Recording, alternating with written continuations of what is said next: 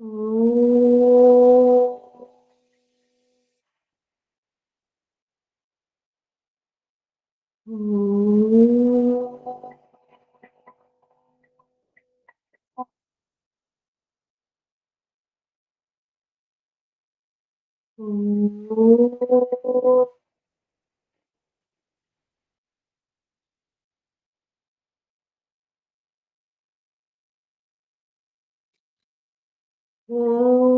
साईश्वराय विद्महे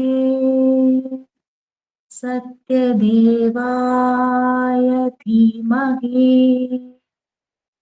तन्नः सर्वः प्रचोदयात्। ॐ साईश्वराय विद्महे सत्यदेवाय धीमहि तन्नः सर्वः प्रचोदयात्। ॐ साईश्वराय विद्महे सत्यदेवाय धीमहि तन्नः सर्वः प्रचोदयात्।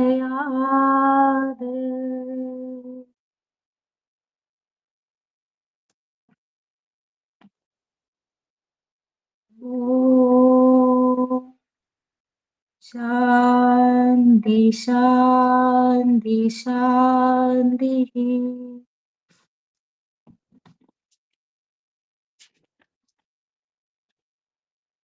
ശ്രീ സത്യസായി വാണി ഭാഗം 12.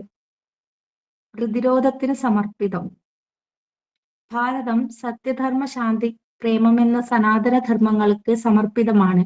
നിങ്ങളാകട്ടെ മാതൃരാജ്യത്തിന്റെ പ്രതിരോധത്തിനും സ്വാതന്ത്ര്യ സംരക്ഷണത്തിനും ആത്മാർപ്പണം ചെയ്തവരും.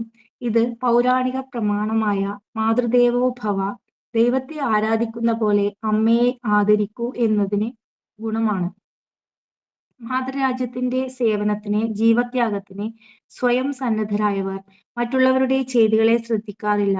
നിങ്ങളുടെ ഉപാസന അത്ര ശക്തവും ആത്മാർത്ഥവുമായതുകൊണ്ട് ഞാൻ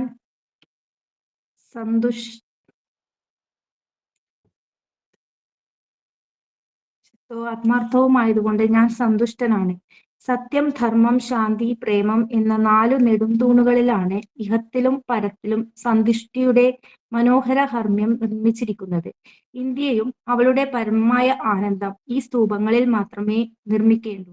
ഭാരതത്തിന്റെ സുരക്ഷ, ഐശ്വര്യം, ഖ്യാതി എന്നിവ യഥാർത്ഥമായി ആശ്രയിക്കുന്നതും അതിലാണ്.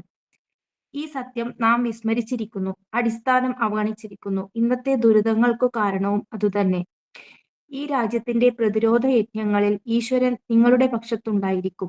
നിങ്ങളുടെ ധർമ്മനിർവഹണത്തിൽ നിങ്ങളുടെ ഉള്ളിൽ നിന്നും ദൈവം നിങ്ങളെ നയിക്കുകയും ആവേശം പകരുകയും ചെയ്യും. സത്യം ദൈവമാകുന്നു, സേവനം ആരാധനയും. നിസ്വാർത്ഥമായ സേവനത്തിൽ കൂടിയും കണിശമായ ധർമാനുഷ്ഠാനം കൊണ്ടും ശാന്തിക്കുള്ള സമർപ്പണം കൊണ്ടും നിങ്ങൾ ഭാരതത്തിന്റെയും മാനവരാശിയുടെയും യോഗക്ഷേമത്തെ കൂടുതൽ ഔന്നത്യത്തിലേക്ക് ഉയർത്തുന്നു. തിന്മകളുടെ ശക്തിക്കെതിരെ നന്മ പ്രതിരോധം സൃഷ്ടിക്കുമ്പോൾ ഈശ്വരൻ നൽകുന്ന നേതൃത്വത്തിന് മഹാഭാരത യുദ്ധം ഒരു നല്ല ഉദാഹരണമാണ്. കൃഷ്ണൻ പാണ്ഡവരുടെ ഹൃദയമായിരുന്നു. പാണ്ഡവരിൽ ജ്യേഷ്ഠ സഹോദരനായിരുന്ന ധർമ്മപുത്രരായിരുന്നു തല, ഭീമസേനൻ രണ്ടാമത്തെ സഹോദരൻ ഉദരവും, അർജുനൻ മൂന്നാമത്തെ സഹോദരൻ കരങ്ങളും, നകുല സഹദേവന്മാർ ഇരട്ടകൾ പാദങ്ങളും, കൃഷ്ണൻ ഹൃദയവും. ഈശ്വരൻ വൃഥാ സംസാരിക്കുകയും നിയന്ത്രിക്കുകയുമല്ല. നിങ്ങൾ അനുഗ്രഹത്തിനായി പ്രാർത്ഥിക്കുമ്പോൾ അദ്ദേഹം തന്നെ നിങ്ങളുടെ ഹൃദയമായി തീരുന്നു. യഥാർത്ഥ നീയാണ് ഈശ്വരൻ എന്നറിയൂ. ത്യാഗത്തിൽ കൂടി മാത്രമേ നമുക്ക് ശാന്തിയും ആനന്ദവും ലഭിക്കൂ.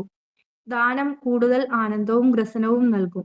ഏറ്റവും ഉയർന്ന ത്യാഗത്തിന് സന്നദ്ധരായവർ ആയതുകൊണ്ട് നിങ്ങൾ ഭാരതത്തിന്റെ ഉത്തമ സന്താനങ്ങളാണ്. നിസ്വാർത്ഥതയിൽ നിന്ന് ലഭിക്കുന്ന ആനന്ദം പലരും മനസ്സിലാക്കുന്നില്ല. സ്വാർത്ഥ ലക്ഷ്യങ്ങൾ തേടി അവർ വർഷങ്ങൾ പാഴാക്കുന്നു. അവർ ദുരഭിമാനത്താൽ മാതാപിതാക്കളെയോ മുതിർന്നവരെയോ ഋഷിവര്യരെയോ ആദരിക്കുന്നില്ല. പ്രാർത്ഥനയിൽ കൂടി ഈശ്വരകാരുണ്യം തേടുന്നില്ല. ഇതിന്റെ ഫലമായി ഭാരതം അതിന്റെ ചിരപുരാതന പാരമ്പര്യം കൈവെടിഞ്ഞ് പുത്തൻ പരിഷ്കാരങ്ങളും പ്രവർത്തന രീതികളും സ്വീകരിച്ച് ദുരിതങ്ങളിൽ എത്തിപ്പെടുന്നു. ശരീരം ക്ഷേത്രം എന്ന് ഗീത സൂചിപ്പിക്കുന്നു. അതായത് ഈശ്വരനെ പ്രതിഷ്ഠിച്ചിരിക്കുന്ന പുണ്യസ്ഥലം. കാശി ഒരു ക്ഷേത്രമാകുന്നു. ഭദ്രാചലം ഒരു ക്ഷേത്രമാകുന്നു. ശരീരക്ഷേത്രം കുരുക്ഷേത്രം പോലെ തന്നെ ധർമ്മക്ഷേത്രവുമാണ്. നന്മയുടെയും പ്രവർത്തനങ്ങളുടെയും വസതി. ക്ഷേത്രത്തിലുള്ള ഈശ്വരൻ ക്ഷേത്രജ്ഞനാണ്. ശിവം ഇല്ലാത്ത ദേഹം ശവം മാത്രമാണ്. അതുകൊണ്ട് എപ്പോഴും യഥാർത്ഥ നീ ഈശ്വരനെന്നറിയുക. എന്നിട്ട് പ്രാർത്ഥനയിൽ കൂടി സാന്ത്വനം, ജീവസന്ധാരണം, മാർഗനിർദർശനം എന്നിവ തേടുക. കപടവേഷക്കാർ. ബുദ്ധഗയയിൽ ബോധിവൃക്ഷ ചുവട്ടിൽ ബുദ്ധൻ ഇരിക്കുന്നു. 4 മഹാസത്യങ്ങളുടെ വെളിപാടുകൾക്കു ശേഷം അവിശ്വാസികൾ ബുദ്ധന്റെ ചുറ്റിനും ഒന്നുചേർന്ന് നിന്ദയും അസഭ്യവും ചൊരിഞ്ഞുകൊണ്ടിരുന്നു. അദ്ദേഹത്തിന്റെ ശിഷ്യന്മാർ പ്രകോപിതരായി. അവർ ബുദ്ധനോട് ചോദിച്ചു, പ്രഭോ, ഞങ്ങൾക്ക് അനുമതി തന്നാലും ഞങ്ങൾ ഈ അപകർത്താക്കളിൽ നിന്നു ധിക്കാരവും അജ്ഞതയും തൂത്തെറിയാം. ശിഷ്യന്മാരുടെ കോപം കണ്ട് ബുദ്ധൻ പുഞ്ചിരിച്ചതേയുള്ളൂ. അദ്ദേഹം പറഞ്ഞു, പ്രിയമുള്ളവരെ, ഈ ശ്രമത്തിൽ അവർ എത്രമാത്രം ആനന്ദം പകരുന്നു. എന്നെ ആരാധിച്ചു നിങ്ങൾ ആനന്ദിക്കുന്നു. എന്നെ അപമാനിച്ച് അസഭ്യം ചൊരിഞ്ഞ് അവർ ആനന്ദിക്കുന്നു. അവർ അസഭ്യവർഷം നടത്തുന്നു. അതിലവർ നിങ്ങൾക്കൊപ്പം സംതൃപ്തി നേടുന്നു. നിങ്ങൾ സംയമനം പാലിക്കൂ. ആരെയും വെറുക്കരുത്. അതാണ് അനുശാസനം. ഇതാണ് പുരാതനമായ നിയമശാസനം. ചില ആളുകളിലുള്ള കീർത്തിധാവള്യം ചിലർക്കു സഹിക്കാവതല്ല. ചിലരിൽ അസൂയ എന്ന വിഷം കൊണ്ട് നിറയുന്നു. ചിലർ പ്രകൃത്യ രാക്ഷസീയതയുള്ളവരാണ്. അവർക്ക് വിശുദ്ധിയും ദിവ്യത്വവും സഹിക്കാനാവില്ല. നിരാശ കൊണ്ട് തലതിരിഞ്ഞവർ പഴിചാരുന്നത് ദൈവത്തിലാണ്. ഇത്തരം ആളുകൾ സഭ്യേതര കരിയകളിൽ മുഴുകുന്നു. ഇത്തരം ആളുകളുമായോ അല്ലെങ്കിൽ അവരുടെ അനുയായികളുമായോ സഹകരിച്ചാൽ നിങ്ങളുടെ മനസ്സ് മലീമസമാവുകയേയുള്ളൂ. സാധാരണക്കാർ പോലും മഹത്തുക്കളിൽ അധിക്ഷേപം ചൊരിയാൻ ലജ്ജിക്കും. പക്ഷേ അവർ സ്വയം അവരുടെ തന്ത്രങ്ങൾ ഹീനമായതിൽ അതിഹീനമാണെന്ന് വെളിപ്പെടുത്തും. ഈശ്വരൻ ദ്വിത്വത്തിന് ഉപരിയും അതീതവുമാണ്. ഞങ്ങൾ സാധാരണ വർഗമാണെന്ന് നിങ്ങൾ പറഞ്ഞേക്കാം. നാം ആരാധിക്കുന്ന ആകാരം അപകീർത്തിക്കിരയാവുമ്പോൾ നാം അതെങ്ങനെ നിശബ്ദമായി സഹിക്കും? ഒരാൾ നിങ്ങൾക്കൊരു കത്ത് രജിസ്റ്റർ ചെയ്തെന്നിരിക്കട്ടെ. നിങ്ങളത് ഒപ്പിട്ട് കൈപ്പറ്റിയാൽ ഒരുപക്ഷെ അതിന്റെ ഉള്ളടക്കം നിങ്ങൾ അംഗീകരിച്ചില്ലെങ്കിലും മനസ്സിലാക്കാൻ കഴിയുന്നു. നിങ്ങൾ ഒപ്പിട്ടില്ലെങ്കിൽ ആ കത്ത് അയച്ചയാൾക്കു തന്നെ മടങ്ങിച്ചെല്ലുന്നു. അയാളുടെ ഉദ്ദേശം പരാജയപ്പെടുന്നു. അതുപോലെ അസഭ്യവാക്കുകൾക്ക് ചെവി കൊടുക്കരുത്. ശാന്തമായി രഹിതരായിരിക്കുക. അപ്പോൾ അയച്ചയാൾക്കു തന്നെ അശ്ലീലതകൾ തിരിച്ചെത്തുന്നു. അവ നിങ്ങളെ ബാധിക്കുന്നുമില്ല. ഇതൊരു മാറ്റൊലി പോലെ, തിരിച്ചടി കണക്കെ, ആക്ഷേപഹേതു പോലെ അയച്ചയാളെ തന്നെ ബാധിക്കുന്നു. ജരാസന്ധന്റെയും കംസന്റെയും ശിശുപാലന്റെയും വിധി ഭാഗവതത്തിൽ ശ്രദ്ധിക്കൂ. കൃഷ്ണനെ ശിശുപാലൻ അപമാനിച്ചു കളിയാക്കി. പക്ഷെ അതിന്റെ വിദ്വേഷം അയാളിൽ തന്നെ തിരിച്ചടിച്ചു. വിഭുവിന് സ്തുതിയും നിന്ദയും സ്പർശിക്കില്ല. മനുഷ്യനെ അലട്ടുന്ന ദ്വിത്വത്തിന് ഉപരിയും അതീതവുമാണ് ഈശ്വരൻ. അവിടത്തേക്ക് പ്രിയരും അപ്രിയരുമല്ല. നന്മ വിതച്ചാൽ നിങ്ങൾക്ക് നന്മ കിട്ടും. തിന്മയിൽ വിളയുന്നത് തിന്മ തന്നെ. നന്മ പരിചയും തിന്മ നിങ്ങളെ മുറിവേൽപ്പിക്കുന്ന ആയുധവും സന്തോഷവും കഷ്ടപ്പാടും നിങ്ങളുടെ അകതാരിനെ നിറയ്ക്കുന്ന നന്മതിന്മകളുടെ പ്രതിഫലനവും കർമ്മങ്ങൾക്ക് രൂപം കൊടുക്കുന്നവയുമാണ്. ഭാഗവതത്തിൽ ഒരു പൂന്ത്രകനെ പറ്റി പറയുന്നുണ്ട്. കൃഷ്ണന്റെ ഒരു പകരക്കാരനായി അനുകരിക്കുന്നവൻ. സ്വന്തം പേരിനോടു കൂടി കൃഷ്ണപര്യായമായ വാസുദേവൻ എന്നുകൂടി കൂട്ടിച്ചേർത്തു. സ്വയം പേര് പൂന്ത്രക വാസുദേവൻ എന്ന് പ്രഖ്യാപിക്കുകയും ചെയ്തു. കൃത്രിമമായി ശംഖും മരം കൊണ്ട് ചക്രവും ഉണ്ടാക്കി കൃത്രിമമായി ഘടിപ്പിച്ച 2 കരങ്ങളിലേറ്റിക്കൊണ്ടു നടന്നു. കൃഷ്ണൻ മഞ്ഞപ്പട്ടുടയാട ധരിക്കുന്ന ശൈലി പോലും കൃത്യമായി അയാൾ അനുകരിച്ചു. വളരെ നൈപുണ്യത്തോടെ കൃഷ്ണന്റെ നടത്തയും ആംഗ്യങ്ങളും അയാൾ അനുകരിച്ചു. ചില വിഡ്ഢികൾ അവർ തേടുന്ന പ്രഭുവാണിതെന്ന് തെറ്റിദ്ധരിച്ച് ചുറ്റിനും നിരന്നു. അന്ത്യത്തിൽ അയാളുടെ പതനത്തിനും അപമാനത്തിനും ഇടവരുത്തി. പ്രകൃതിയാണ് നല്ല ധർമ്മോപദേശകൻ. ഈ കലിയുഗത്തിലും പൂന്ത്രകനെ പോലെ വാസുദേവൻ ചമഞ്ഞു നടക്കുന്നവർ ഏറെയുണ്ട്. ഇന്ന് നമുക്ക് സത്യസായി ബാബമാർ പോലും ഉണ്ട്. ഒരേ തരം അങ്കി തയ്പ്പിക്കുന്നു, തലമുടി കിരീടം പോലെ വളർത്തുന്നു. എന്റെ ചിത്രങ്ങൾ നോക്കി ഞാൻ കൈപിടിക്കുന്ന പോലെ തന്നെ അവരും കൈപിടിക്കുന്നു. എന്നെ ഭ്രാന്തമായി അനുകരിക്കാൻ ശ്രമിക്കുന്നവർ സ്വയം അവഹേളിതരാവുകയാണ്. അനുകരണം മാനുഷികവും സൃഷ്ടി ദൈവികവും ആണെന്നവർ വിസ്മരിക്കുന്നു. ഈ പരിഹാസ്യമായ അനുകരണ പ്രക്രിയ കൊണ്ട് സത്യസായി ബാബ ചമയുവാൻ ശ്രമിക്കുന്നവർ ചിലർക്കെങ്കിലും ദൈവികതയിലുള്ള വിശ്വാസം നശിപ്പിക്കും. ഇവർ സമൂഹത്തിലെ ശാന്തിയും ഐക്യവും മുറിപ്പെടുത്തുന്ന വിഷകീടങ്ങളാണ്. അവരെപ്പോലെ തന്നെയുള്ള നിന്ദ്യന്മാരെ അവർ ശേഖരിക്കുന്നു. ഒരേ തരക്കാരെ ഒത്തുചേരുകയുള്ളൂ. ഈ കപടവേഷക്കാർ നാശകത്വത്തിൽ പതിക്കുന്നെന്നു മാത്രമല്ല, അവർ പ്രവർത്തിക്കുന്ന സമൂഹത്തിലും നാശം വിതയ്ക്കുന്നു. ലോകപ്രസിദ്ധമായ മർക്കടവർഗത്തെപ്പോലെ അവർ സ്വയം നശിക്കുന്നെന്നു മാത്രമല്ല, അവർ അധിവസിക്കുന്ന വനത്തിനും നാശം വരുത്തുന്നു. ഞാൻ പറയട്ടെ, നിങ്ങൾ ഗുരുവിനെ തേടി ഓരോരുത്തരെ പിന്തുടരേണ്ട. കരുണ നിറഞ്ഞ ഹൃദയമാണ് ദൈവത്തിന്റെ അൾത്താര. പ്രകൃതിയാണ് ഏറ്റവും നല്ല ധർമ്മോപദേശകർ. ജീവിതമാണ് ഏറ്റവും നല്ല ഗുരുഭൂതൻ. ഈശ്വര സൃഷ്ടിയിലുള്ള ഭയഭക്തിയും ആദരവും കൊണ്ട് നിങ്ങളുടെ ഹൃദയം നിറയട്ടെ. അദ്ദേഹത്തിന്റെ പ്രാഭവം എന്നിവയുടെ ആവിഷ്കരണമാണ് ഈ ലോകം. ഇത് നിങ്ങൾക്ക് ആവശ്യമായ നിയോഗം മാത്രമല്ല, പ്രചോദനവും കൂടിയാണ്. ദഹിക്കാത്ത ആഹാരം ശരീരത്തിന് അസുഖം വരുത്തുന്നു. അതുപോലെ തന്നെ ഇന്നത്തെ വിദ്യാഭ്യാസ സമ്പ്രദായം പകരുന്ന ദഹിക്കാത്ത വിജ്ഞാനം പല അസുഖങ്ങളും സാമൂഹ്യ ഘടനയിലും സംഘടിത രാഷ്ട്രീയ സമ്പ്രദായത്തിലും വരുത്തിയിരിക്കുന്നു. ഈ അസുഖങ്ങൾ വിരുദ്ധമായ വൈകാരികത വളർത്തി പരസ്പര സംഘർഷങ്ങളിൽ പ്രകടമാക്കുന്നു. അസൂയ കലർന്ന വികാരത്തോടെ ജോലി ലഭിച്ചവരോട് വിദ്യാസമ്പന്നർ പ്രതികരിക്കുന്നു. ജോലി ലഭിക്കാതെ വരുമ്പോൾ സ്വജനപക്ഷപാതം മുതലായവ ആരോപിക്കുന്നു. എതിർപ്പും കോപവും വിദ്വേഷവും വളർത്തുന്നു. ഇന്നും നിലവിലുള്ള അസംതൃപ്തിക്കും അമർഷത്തിനും മൂലകാരണം വിദ്യാഭ്യാസ സമ്പ്രദായമാണ്. സായിറ. കഴിഞ്ഞ മോളെ, കഴിഞ്ഞെങ്കില് അനുഭവങ്ങൾ പറഞ്ഞോളൂ. ഹൈമ, വീഡിയോ ഓൺ ചെയ്യാൻ പറ്റുന്നുണ്ടോ? സായിറ. ആരാണെന്നൊന്ന് കണ്ടിട്ട് അണിച്ചോളൂ. സൈരം.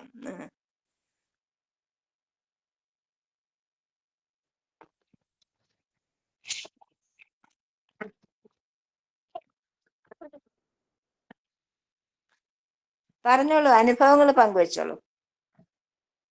അനുഭവങ്ങള് ഞാൻ പറയുന്ന സ്വാമിയിലേക്ക് ഞാൻ എൻ്റെ ഒരു അനുഭവം എന്ന് പറഞ്ഞാൽ, സ്വാമിയിലേക്ക് ഞാൻ എത്തുന്നത് എൻ്റെ അച്ഛനിലൂടെയാണ്. അച്ഛനാണ്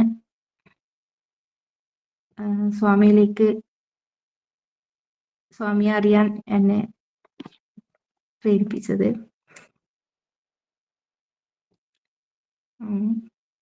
ചെറുപ്പം തൊട്ടേ അച്ഛൻ പുട്ടപർത്തിയിൽ പോവായിരുന്നു. അച്ഛൻ പുട്ടപർത്തി പോയിരുന്നു. അപ്പോൾ ഞാനും അച്ഛൻ്റെ കൂടെ 2ാം ക്ലാസ്സിൽ പഠിക്കുമ്പോൾ പോയിട്ടുള്ളത്. ആദ്യമായി പുട്ടപർത്തിയിലെത്തി ഭഗവാനെ കണ്ടപ്പോൾ തന്നെ കണ്ണ് നിറഞ്ഞു. ആ ഒരു പ്രായത്തിൽ എങ്ങനെയാ അറിയില്ല, ആ ഒരു ഭഗവാന്റെ ആ ഒരു ഇത് നല്ലവണ്ണം അനുഭവപ്പെട്ടു ആദ്യത്തെ യാത്രയിൽ തന്നെ. പിന്നെ കുറച്ചൊരു 9ാം ക്ലാസ് 10 ആ ഒരു ടൈമിലാണ് അച്ഛൻ ചീമേനി സമിതി ആദ്യമായി ആരംഭിച്ചത്. അപ്പോൾ അച്ഛൻ്റെ കൂടെ എന്നും ഭജനയ്ക്കും, വീട്ടിലും ഭജന വ്യാഴാഴ്ചയും ശനിയാഴ്ചയും ഉണ്ടായിരുന്നു. ആ സമയത്തൊക്കെ ഭജനയിൽ അച്ഛൻ്റെ കൂടെ എപ്പോഴും ഞാൻ ഉണ്ടാവലുണ്ട്. പിന്നെ രാവിലെ സമിതി തുടങ്ങിയതിന് ശേഷം ആദ്യമായിട്ട് അച്ഛൻ്റെ ആ ഒരു ബേക്കറി ഉണ്ടായിരുന്നു, അതിന് മുകളിൽ ആയിരുന്നു ഭജന ഉണ്ടായത്. അപ്പോൾ രാവിലെ ഓങ്കാരം, സുപ്രഭാതം, നഗരസങ്കീർത്തനം, ഇതിലെല്ലാം ഞാൻ ആ ചെറുപ്പം തൊട്ടേ പങ്കെടുത്തിരുന്നു.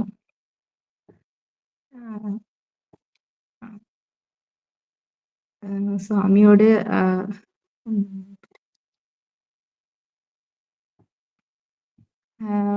ഡ്യൂട്ടിക്ക് ആ ഒരു സമയത്ത് തന്നെ എനിക്ക് ഡ്യൂട്ടിക്ക് പോകാൻ വേണ്ടി പറ്റി. പിന്നെ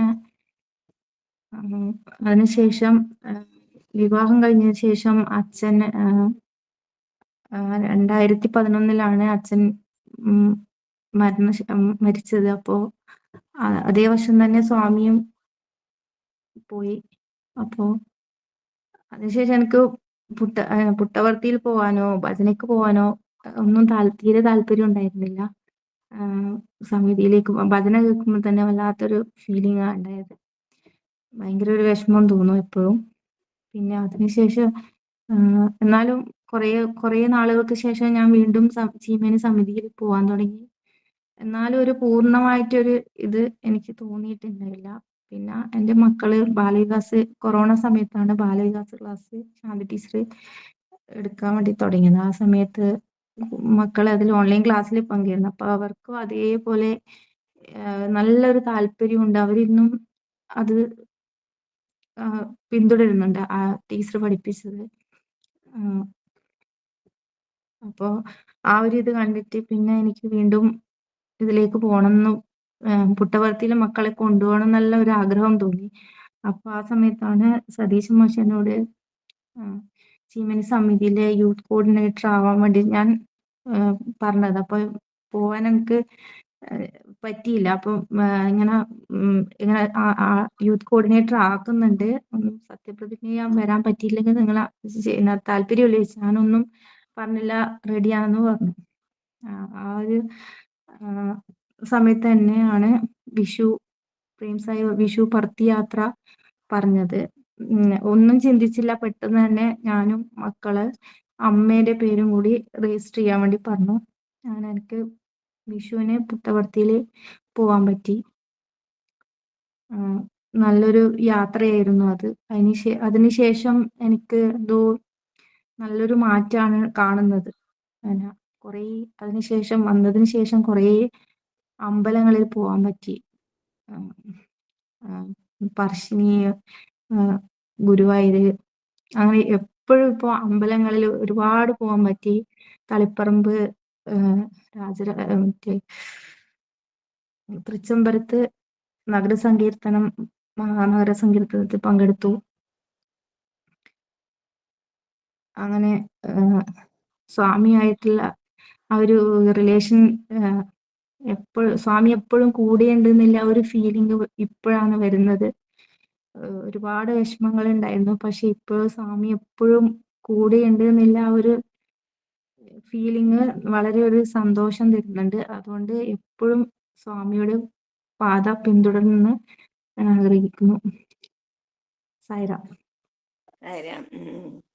സായിരാം എന്ന് ഒരു കമല എന്ന് ബാംഗ്ലൂരിൽ ജോലി ചെയ്യുന്ന ഒരു ലേഡിയുടെ സ്റ്റോറി പറയാം. അവരുടെ ഓഫീസിൽ അവർക്ക് എപ്പോഴും താമസിച്ചേ ഇറങ്ങാൻ പറ്റുള്ളൂ. അതുകൊണ്ട് തന്നെ അവിടുത്തെ പ്രധാനപ്പെട്ട ഓഫീസറാണ്. അതുകൊണ്ട് അവരെ പിന്നെ ഓഫീസിലെ കാറിലാണ് വീട്ടിൽ കൊണ്ടുവിടുക. കാരണം ബാംഗ്ലൂർ സിറ്റി ആണല്ലോ, അപ്പം തനിച്ചു പോകാനൊക്കെ ബുദ്ധിമുട്ടായതുകൊണ്ട് അവരെ ഓഫീസ് കാറിൽ രാത്രി ആയതുകൊണ്ട് വീട്ടിൽ കൊണ്ടാക്കുമായിരുന്നു. ഒരു ദിവസം എന്ത് പറ്റിയെന്ന് വെച്ചാൽ അവർ ഇറങ്ങി വന്നപ്പം അതിൻ്റെ ആ കാറ് പഞ്ചറായിട്ട് കിടക്കുകയാണ്. അപ്പോൾ പെട്ടെന്ന് നന്നാക്കി കൊണ്ടുപോകാൻ പറ്റില്ല. അപ്പോൾ ഒരുപാട് വൈകും. അതുകൊണ്ട് അവർ പറഞ്ഞു, ശരി ഞാനിന്ന് നടന്നു പൊക്കോളാം, കുറച്ച് ദൂരം നടക്കണം, എന്നാലും സാരമില്ല, പോവാം എന്ന് വിചാരിച്ചു. അങ്ങനെ കുറച്ച് ദൂരം അവർ പോയപ്പോൾ അവർ വിചാരിച്ചു ഒരു ഷോർട്ട് കട്ട് ഉണ്ട് മെയിൻ റോഡിൽ കയറാനായിട്ട്. ആ ഷോർട്ട് കട്ടിലൂടെ പോവാം എന്ന് വിചാരിച്ചു. പക്ഷെ അവർ ആ വഴിയൊന്നും പോയിട്ടില്ല. അപ്പൊ അവരുടെ കയ്യിൽ എപ്പോഴും ഭഗവാൻ ഈ പിന്നെ ശിവലിംഗം ഉയർത്തി നിൽക്കുന്ന പടമുണ്ടല്ലോ, ആ പടം അവരെപ്പോഴും ബാഗിൽ സൂക്ഷിക്കാറുണ്ട്. എപ്പോഴും ആ പടം എടുത്ത് വെച്ച് പ്രാർത്ഥിക്കലൊക്കെ ചെയ്യാറുണ്ട്. ഭഗവാൻ കൂടെ ഉണ്ട് എന്നുള്ള വിശ്വാസം ഉള്ളതുകൊണ്ട് ഭയമില്ലാതെ നടക്കുകയാണ്. നടന്നുപോയി ഒരു ചെറിയ ഇടവഴി കയറി. ഇടവഴിയിൽ ക്രോസ് ചെയ്താൽ മെയിൻ റോഡിൽ കയറാം എന്നാണ് അവർ വിചാരിച്ചത്. പക്ഷേ വാസ്തവത്തില് ആ വഴി ചെന്ന് അവസാനിക്കുന്ന ഒരു മതിലിലാണ്. പിന്നെ അങ്ങോട്ട് പോകാൻ പറ്റില്ല. അത് അവർക്ക് അറിയില്ലായിരുന്നു. ആ വഴിയിലെ ഊടുവഴിയാണ്. അതിൽ കയറിയതും 2 പുരുഷന്മാര് അവരെ പുറകെ വരാൻ തുടങ്ങി. അപ്പൊ അവരെ കണ്ടപ്പോ തന്നെ അവരെ മട്ടുമാതിരിയെ കണ്ടപ്പോൾ അവർക്ക് ഭയങ്കര പേടിയായിട്ട് ഓടാൻ തുടങ്ങി. ഓടിച്ചെന്ന് നിന്നത് മതിലിൽ മുട്ടി നിൽക്കും. അപ്പോഴാണ് ഇനി അങ്ങോട്ട് പോകാൻ നിവൃത്തിയില്ല എന്നവർക്ക് മനസ്സിലായത്. വേഗം ഒരു പേഴ്സ് തുറന്ന് ഭഗവാന്റെ പടം എടുത്ത് സ്വാമി സ്വാമി എന്ന് പറഞ്ഞിങ്ങനെ കൈ പിടിച്ചുകൊണ്ടിരുന്നു. ആ പരിഭ്രമത്തിലായ അവരടുത്തേക്ക് വരുവാണ്. പരിഭ്രമത്തിൽ അവരുടെ കയ്യിൽ നിന്ന് പടം പേഴ്സും പടവും എല്ലാം കൂടെ താഴെ വീഴും. താഴെ വീണ് കണ്ടതും ആ 2 പുരുഷന്മാർ പേടിച്ച് തിരിച്ചോടാൻ തുടങ്ങി. തിരിച്ചോടുമ്പം ആ വഴി വന്നിരുന്ന കുറച്ച് ആൾക്കാർ അവരെ പിടിച്ചു നിർത്തി പോലീസിലേൽപ്പിച്ചു. എന്നിട്ട് ഇവരോട് പിറ്റേ ദിവസം രാവിലെ പോലീസ് സ്റ്റേഷനിൽ വരണം എന്ന്, ഒരു സ്റ്റേറ്റ്മെന്റ് തരാനായിട്ട് വരണം എന്ന് പറഞ്ഞു. അവരെ വീട്ടിൽ കൊണ്ടാക്കി. വന്ന ആൾക്കാരെല്ലാം കൂടെ അവരെ വീട്ടിൽ കൊണ്ടുവിട്ടു. പിറ്റേ ദിവസം രാവിലെ അവര് പോലീസ് സ്റ്റേഷനിൽ ചെന്നപ്പം സ്റ്റേറ്റ്മെന്റ് കൊടുക്കുമ്പോൾ അവർ ചോദിച്ചു, നിങ്ങൾ ആ ഓറഞ്ച് പിന്നെ വേഷം ധരിച്ച ആളുടെ പടം ഒന്ന് കാണിക്കാമോ എന്ന് ചോദിച്ചു. അപ്പൊ അവര് ഭഗവാന്റെ പടം എടുത്ത് കാണിച്ചു കൊടുത്തു. അപ്പൊ പറഞ്ഞു ഇത് ആരാണ് എന്ന് ചോദിച്ചു. അപ്പൊ ഇത് എന്റെ ഈശ്വരനാണ്, എന്റെ ഗുരുവാണ്, എന്റെ സർവസ്വമാണ്. അദ്ദേഹം എവിടെയാണുള്ളത്? 150 കിലോമീറ്റർ ദൂരെ പുട്ടപ്പർത്തിയിലാണ് ഉള്ളതെന്ന് പറഞ്ഞു. അപ്പൊ പോലീസുകാർക്ക് ഭയങ്കര അത്ഭുതമായി. അപ്പം അവര് ചോദിച്ചു എന്ത് പറ്റി, എന്താണ് നിങ്ങൾ ഇങ്ങനെ ചോദിക്കാനുള്ള കാരണം? അപ്പൊ പറഞ്ഞു അല്ല, ഇന്നലെ ഞങ്ങൾ പിടിച്ച ആ 2 ആൾക്കാരുണ്ടല്ലോ, അവര് തിരിഞ്ഞു ഓടിയതല്ല. അപ്പൊ ഞങ്ങൾ ചോദിച്ചു നിങ്ങൾ എന്തിനാണ് തിരിഞ്ഞു ഓടിയതെന്ന് ചോദിച്ചപ്പോ അവര് പറഞ്ഞു അവരുടെ കയ്യിൽ നിന്ന് താഴെ വീണ പടത്തിലെ ആളുടെ രൂപം കണ്ടപ്പോഴാണ് ഞങ്ങൾക്ക് മനസ്സിലായത് അവരുടെ അടുത്ത് തന്നെ ഓറഞ്ച് ഡ്രസ്സ് ധരിച്ച ഒരാൾ നിൽക്കുന്നുണ്ടായിരുന്നു. അദ്ദേഹം തന്നെയാണ് അവിടെ നിന്നിരുന്നതെന്ന് മനസ്സിലായി. അവർക്ക് കൂട്ടുണ്ടെന്ന് കണ്ടപ്പോൾ ഞങ്ങൾ തിരിച്ചോടിയതാണ് എന്ന് പറഞ്ഞു.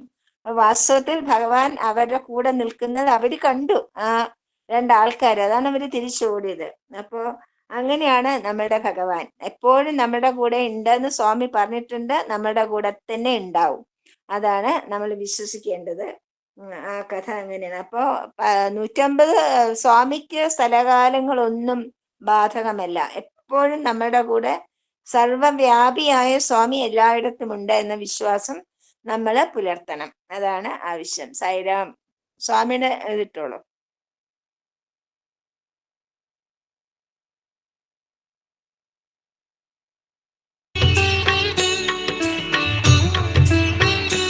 ప్రాకృతమైనటువంటి యొక్క శక్తులు 5 ఉంటున్నవి. There are 5 powers in the form of elements. భూమి, one is జలము, అగ్ని, వాయువు, ఆకాశము. Earth, water, fire, air and sky. అయితే దీనిని సృష్టి క్రమలుగా భావించడానికి పూనుకున్నప్పుడు దీనికి విరుద్ధమైనటువంటి పదములుగా ఏర్పడుతుంది. ఆకాశము, గాలి, అగ్ని, వాయువు, భూమి అని విరుద్ధంగా తిరుగుతుంది. If you want to understand the process of creation, the process is reverse. It starts from sky, goes to fire, then air, then water and then earth. ఈ సృష్టి క్రమను గురించి ఒక విధంగాను, కేవల అనుభవం యొక్క క్రమాన్ని గురించి మరొక విధంగాను ప్రకృతి మనకు నిరూపిస్తూ వస్తున్నది.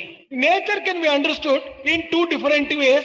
One based upon the process of creation, the second based upon our own experience. అదే విధంగానే బ్రహ్మ, విష్ణు, మహేశ్వర అనేటువంటి యొక్క అనుభూతికి ఉండినటువంటి ఈ ఉపాధులను ఈ సృష్టి క్రమముగా మనం మార్చినప్పుడు ఈశ్వర, విష్ణు, బ్రహ్మగా మారిపోతుంది. If you apply the same principle, the process for Brahma, Vishnu, Maheshwara, it is for the creation.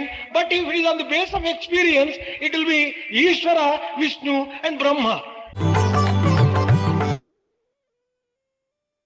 Emma പാടിക്കോളൂ. 11. साईराम. दर्श दिखाओ मेरे साई नंद लाला, दर्श दिखाओ मेरे साई नंद लाला, दया करो मुझे कृष्ण गोपाला, दर्श दिखाओ मेरे साई नंद लाला, दया करो मुझे कृष्ण गोपाला, दर्श दिखाओ मेरे साई नंद लाला, देवकी नंदन दीन दयाला, देवकी नंदन दीन दयाला, मथुरा नादा मदन गोपाला, मथुरा नादा मदन गोपाला, साई नारायण सदा कृपाला, साई नारायण सदा कृपाला, दया करो मुझे कृष्ण गोपाला, दया करो मुझे साई गोपाला, दर्श दिखाओ मेरी साई नंद लाला, दया करो मुझे कृष्ण गोपाला, दर्श दिखाओ मेरी साई नंद लाला.